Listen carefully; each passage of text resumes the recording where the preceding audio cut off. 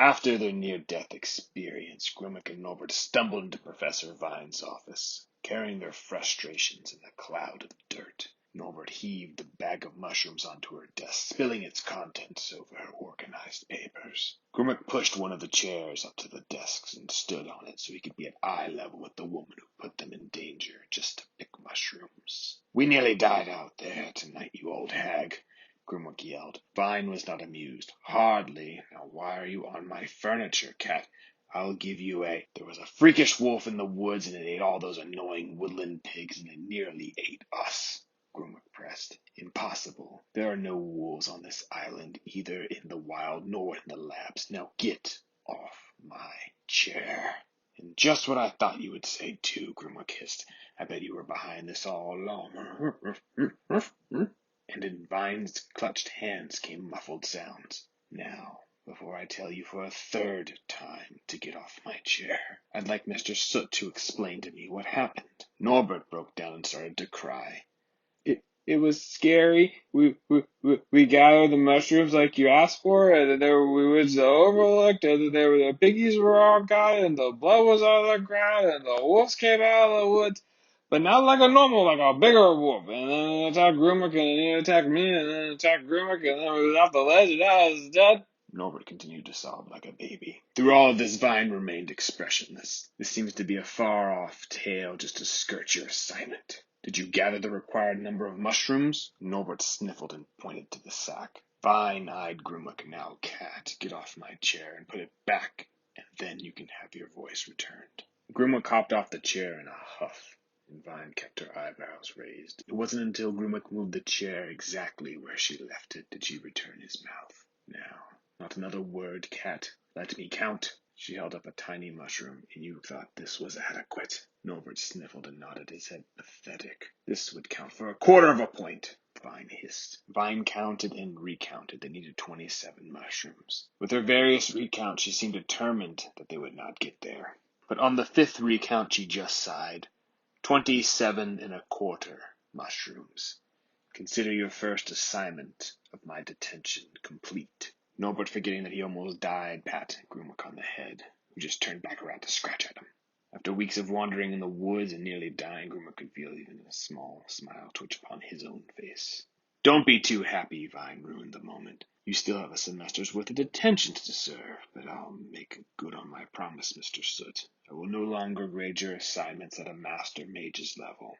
Though, by judging by your most recent scorecard, that won't help you much. You are beginning to fall behind in your classes." "Well, it's because you make us all these late detentions." "Which is your own responsibility, Mr. Soot, for it was not I who summoned a demon into our world." Professor Vyne tucked her haul into her desk. "You two may go. You are dismissed for the evening." But Grimwick cocked his head. "What are you going to do with the mushrooms, Vyne?" She eyed him. "None of your business, cat. Now, good evening."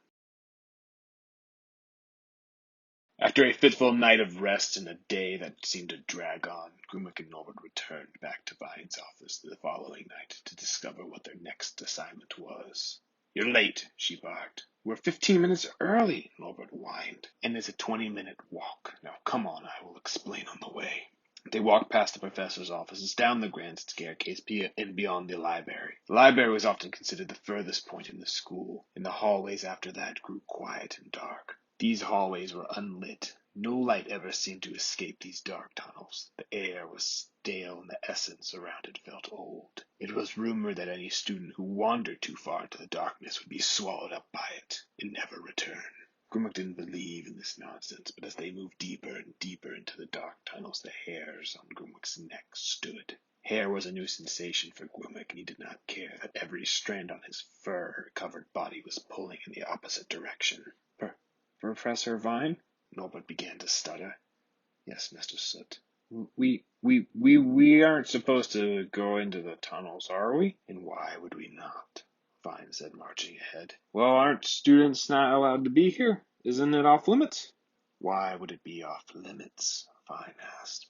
"Because it's dark and scary and it smells funny." Vyne stopped walking. "Mr. Soot, I'm surprised you say that. It is no more dark than an evening where the moon is hidden behind the clouds. It is no less scary than an amateur mage trying to summon a demon into our realm, and it is no more funny-smelling than you are. Hey, I showered twice today, Norbert huffed. Perhaps a third should be worked into your regiment, but I can see that you and the cat are nervous. Hey, I'm not! She took Grimwick's mouth.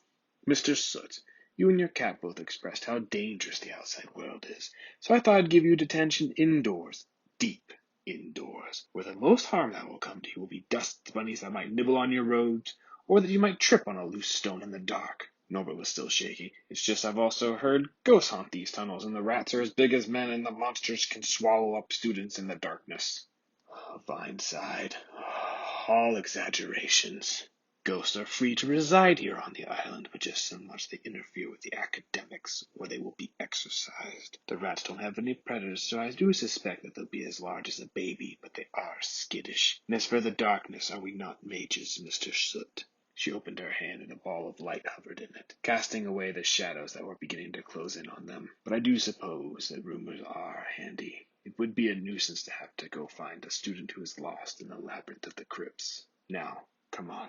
We're already 10 minutes late, and we shall delay no longer. Stay within the light if you do not wish to be eaten by the shadows. She was probably joking, but Norbert and Grimwick did huddle closer to her. Grimwick did not trust Vyne, and though the darkness on the walls really might just be shadows, there was a weird energy flowing in these unlit hallways, and Grimwick had no desire to find out what that was. Vyne claimed this to be an unrestricted area, but it sure did feel like the students were not encouraged to wander these halls. It was impossible to tell which way one was going. Vyne led them down dark tunnels and constantly turned them down a different direction of the hallway.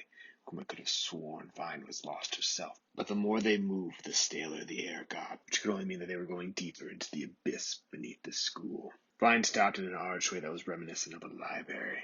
When Vyne stepped through the threshold, her light revealed a bookcase. She took her flame and placed it into a cauldron, and the light expanded to reveal that they were, in fact, in a library of sorts. Vyne turned to face the two. Cragstone Island has a very long history, and has seen many great things during its lifetime. We are here in the archives of the Crystal Era. During this time, magic was discovered that it could be used as a weapon, not just making medicine or for talking to animals. It was a dark time, but it was also so much advancement in magic and the arcane arts. Looks like a bunch of old dusty books to me. Precisely, Mr. Soot. These archives are well preserved. Several decades ago, archivists restored and spellbound the books, but in their current state, they are covered in dust. Grimwick ran his finger across a nearby table and picked up a thick caking of dust.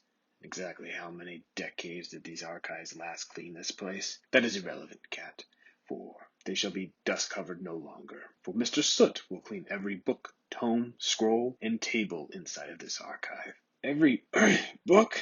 Norbert wheezed. Every book, and tome, and scroll, and table, and anything else that might need cleaning in this archive. This library should be like what did when it was in the Crystal Era. And this will be your next detention assignment. Norbert and Grimwick studied the illuminated shelves. This seemed to be straightforward enough. There didn't seem to be a ton of shelves to be cleaning. One to 2 weeks worth maybe. And then they could be out of here. They both must have had the same thought, for they nodded at each other. Norbert with enthusiasm said, "Okay, great. We'll dust a few books, and then we'll be off. No problem." Vyne's eyebrow raised and her smirk returned to her face. "Oh, I think it'd be more than a few." She waved her hand towards the cauldron, and the light hopped like a frog, splashing into each repeating cauldron. The light leaped about a dozen more times, revealing the entire archive to be hundreds of dust-covered shelves. Vyne's facade broke into that snide smile she always seems to be, just hiding beneath the surface. "Oh, I think your cat and you will be down here for a while, Mr. Soot. You best get comfortable." Norbert and Grimwick just stared at all the work that they just agreed to do. Vyne swirled her hands. Trash bins, dusters, brooms, sweepers all fell out of a portal and onto the floor. "Here are your tools. The trash bin will be to transfer any dust, dirt, or debris to our school's composting facility, and your detention will be complete once this place is up to my standards of cleanliness, which I suspect is much higher than yours, Mr. Soot." Norbert's mouth hung ajar. "This should go without saying for you two, so I'll say it anyways. You two are not to ruin any of these artifacts during your cleaning. The goal is to restore them, not destroy them. If you destroy, mistreat, dent, or ruin them in any way, that might prompt an expulsion all of its own." She waited for a response, but they just kept staring ahead. Now I will leave you two to it. We've got a lot of work to do, and I will see you in my office no earlier than 20 minutes past midnight.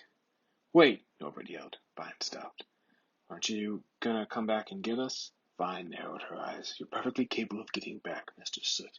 You were paying attention as we walked down here, weren't you? Norbert blushed and shook his head. Vyne replied, Well, I suspect you can find your way back on your own, then. It'll serve as a reminder for the next time you come back. She turned on her heels and was about to storm out. Norbert was shaking, and Grimwick didn't want to get lost down here either, especially with this blubbering crybaby. He made mental notes of all the doors that they had passed, but he doubted he could even get out of here himself. So he offered Vyne another thought before she totally left the room. You mentioned it'd be a pain if you had to come down here looking for us. You know we're just going to get lost down here, and you might not even find our way back. Wouldn't want to have us two going missing while you have to spend all of your time looking for us. Vyne whipped back towards Grimwick. She thought for a moment. I hardly think anyone would bat an eye if Mr. Soot's pet cat were to disappear. But I suspect there will be some concerns if Mr. Soot went missing. All right, Cat. I'll come down and get Mr. Soot, but only 20 minutes past midnight. And for my trouble, Mr. Soot better be cleaning when I find him. Norbert let out a sigh of relief. Thank you. I'll clean real good. Norbert grabbed a duster and ran off towards the shelves, eager to start forgetting the dustpan itself. Grimwick would be teleported any second now towards the frantic mage, but before he went, he did give Vyne a good hard look in her eyes. There was certainly an ulterior motive for sending them down here. The nights passed. Still, Vyne had to take them down to the archive and retrieve them every night. The tomes were heavy, and the dust stuck to them like a fly on a wax trap. Grimwick said his hands were too small, and his allergies preventing him from doing any of the dust work, so he took the time to mostly catch up on sleep. One night, just as Grimwick was about to take a nap near Norbert's workstation, Norbert said something. If you aren't going to help me clean, can you at least help me study? What? Grimwick said with one eye still closed. We made a pact, remember? That you'd help me get through this semester, and that if so, I'd help you find a new host. And I'm slipping behind in my classes. Grimwick thought for a moment. That actually was a good idea. And it made Grimwick a little mad that he didn't think of it. So every night after that, they would bring down a textbook, and as Norbert would clean, Grimwick would read it out loud. But it all seemed wasted, for nothing seemed to stick with Norbert. So Grimwick found himself repeating himself over and over again. The atmosphere and ambiance didn't quite quell Norbert's insecurities, but to Grimwick's delight, Norbert was scared of it all. So for his own fun, in between studying, Grimwick would make up stories about what was happening in the distance. The echoes of distant footsteps, the scurrying of oversized spiders, and the other odd sounds gave Grimwick all the fodder he needed. The one that scared Norbert the most was the distant moan and the shuffling of chains. It didn't happen every night, but even when it was quiet, its sound was unique. Grimwick loved making up stories about what that could be. It's the King Rat, the ruler of all the rats on the island. It's said to be as big as a bear, with 2 front teeth the size of your head. Stop it, Grimwick, you're scaring me. Grimwick created a small fire underneath his chin, casting his face in a creepy shadow. It usually prefers the soft brains of children, but has a particular hankering for overweight mages. Stop, Grimwick! And its blood-stained teeth aren't the worst part, it's the monster's breath, like fish guts poured over garlic sauce. Stop it, Grimwick! Norbert yelled. Then the moan came again, but this time louder than ever. Grimwick was even startled and dropped the flame onto the stone floor where it died out. The two stood in silence as the sounds of rattling chains slithered closer to the entrance of the archive. The sound moaned once again. Norbert grabbed Grimwick and pulled him closer to his shivering body. Then the moaning and the chains stopped. But it wasn't gone. A sniffing or a shuffling sound was now coming from beyond the archive's arch. Whatever it was looking for something. Then the chains began to rattle again, and a walking corpse came into view. Its skin was discolored and withered. It was wearing a shredded gown, prisoner's chains dragged from its wrists and ankles. Its hair was long and stringy, but floating in the air. Its hands were like talons, bone tight with long fingernails. At first, the creature didn't seem to see them, and then it turned its head, revealing a shriveled face with white glowing eyes. Its jaw unhinged and let out a terrifying moan once more as it began to move towards them with its arms outstretched. Grimwick and Norbert both let out a yell, and in his panic Norbert let Grimwick fall to the floor. From the ground, Grimwick could see that the creature was moving closer towards them, slowly. Grimwick popped up and tried to cast a fireball. Again, all that came out was a tiny spark and didn't even cover the distance. So then he went for the cleaning supplies and started throwing them at the monster. Though Grimwick's aim was accurate, the dustpan and the cleaning pans merely bounced off the creature and did little to slow its advance. "Do something, idiot!" Grimwick yelled. And then an old tome came flying over Grimwick's head to the left side of the monster. Norbert was turning to the shelves and started throwing every heavy tome and book he could at the creature, each one missing miserably. Finally, one connected with the chest of the creature and sent it falling back to the ground with a hard thud. The creature rolled out from underneath the book and, in a hurried scuffle, headed towards the arch. Then it left. Then they could hear it moaning down the hallways and dragging its chains. Grimwick and Norbert said nothing to each other. They weren't even sure what they just saw. Grimwick does not remember how long they both stood there, but what he does remember was Vyne's face when she returned to find the ancient tomes scattered across the ground.